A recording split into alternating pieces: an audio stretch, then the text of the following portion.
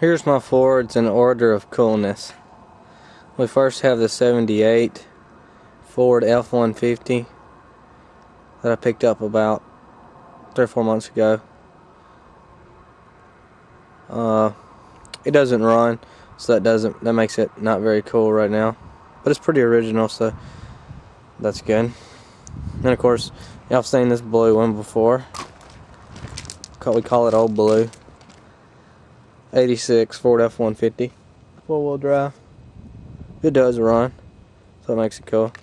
And last of all, we've got this one, which I'm sure everybody calls their trucks like this name, but everybody around here calls it the Beast. But it's definitely my favorite of the bunch. The 79 Ford F150, sitting on 44-inch groundhogs. It's got a Warren winch bumper, which I got off that 78 Ford. And it's got homemade lift under it, whatnot. You've got these.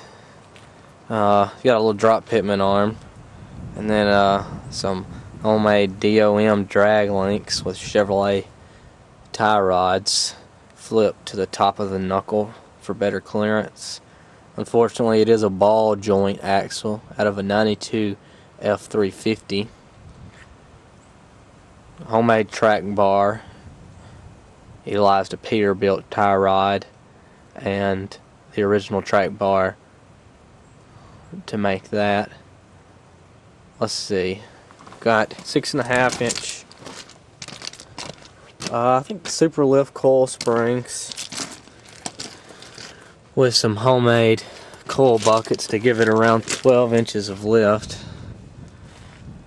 You can't really see those coil buckets good, but they're pretty cool. They're homemade shock mounts there. What else? Over to the back here. Of course, we've got full floating rear axle. It would be a 14 bolt. And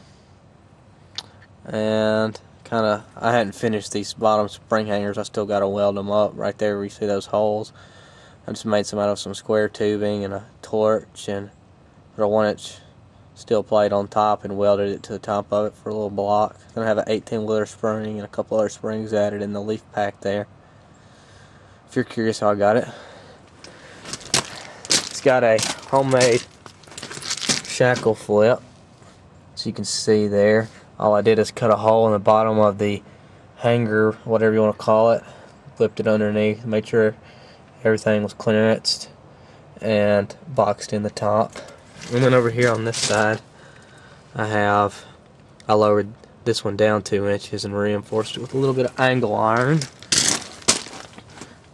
In here we've got the traditional, for these type of trucks, 1410 drive shaft there with a really long travel yoke that one of my friends found in a scrap yard. Unfortunately, it is bent, so I'm going to have to get another one because it vibrates like crazy going down the road. And up here, you've got a 1350 CV joint, which I had to make the. Of course, I could have bought it, but I just made it because I can. The flange on the transfer case side. And you got some custom exhausts with two. I don't even know what kind of mufflers they are. 2 mufflers dumped out over the rear axle. Here we've got some homemade drop brackets for the radius arms. I don't really like them that much. Well, I like them alright, but I want to weld those nuts down inside and box it in. Run some supports back up to the frame. I'm afraid they may shift on me or bend over time or even break, so we don't want that. Now moving on to some more of the business end of it. Underneath the hood we got a We've got a fairly built 460. Y'all seen it in other videos. I'll show it to you in that one. No, y'all never had an opportunity to see it. I don't guess. Oh, kind of tough getting up here. Wires are still scattered out as usual, but it works just the same. See there, we've got a big radiator to keep it cool, and a air compressor, which I've had work in at times, but right now I don't have any of the plumbing on it, but it does pump air for the you know, to fill up tires and whatnot. Then we got a battery box to keep it stable, and rhino lined, or well, truck bed lined anyway, to keep it looking good and tough in here. I guess that's all I can really say about the motor on it without you hearing it. Oh yeah, just put these chicken lights on it. They look pretty cool, especially at night. Let's see if she'll crank today. I'm sure she will. She usually does. There's our door panels. Just some sheet metal like you see on air conditioned ducting, and some homemade walnut handles, and interesting door handle, a wrench, and a round walnut, whatever you want to call it, handle with the bushing on it. Works pretty good. It's kind of a neat little setup. You ever seen it? It's got the wide grip steering wheel handle that I stole off of a 80s model van. And other than that, other than a 93 or 95 model bench seat, it's pretty well stocked. Ooh. But let's see if she starts. I'll turn off the blower motor so it doesn't make too much racket.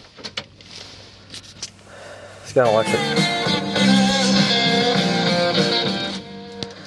It's got an electric fuel pump, so it usually cranks right up, no matter what time of year it is, as long as you give it a little bit of this choke. Alright, let's see what she does.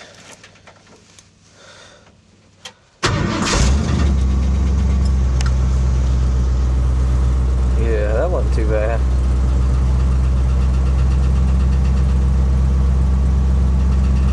We'll hop out before my battery goes dead.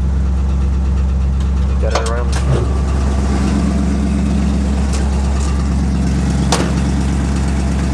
Kind of making a little clicking noise under there. I'm not sure what that is.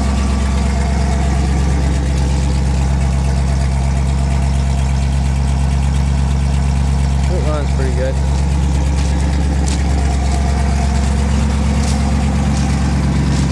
Real stout motor. Here, I'll do what most YouTubers do and set my camera on the ground and rev it up for you.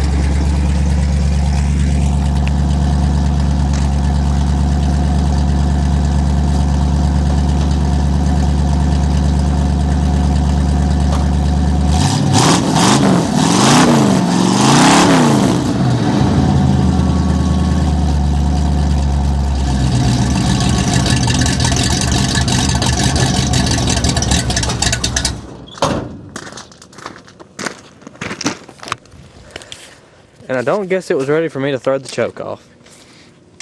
But it's pretty cold here in Mississippi. That's why I got this big jacket on. So, I just thought y'all would like to see my truck. Since I've made some improvements. Anyway, maybe I'll post some updates. And, get a winch or something on it, maybe some Nerf bars. Alright, well, this is me signing off. Y'all take care now.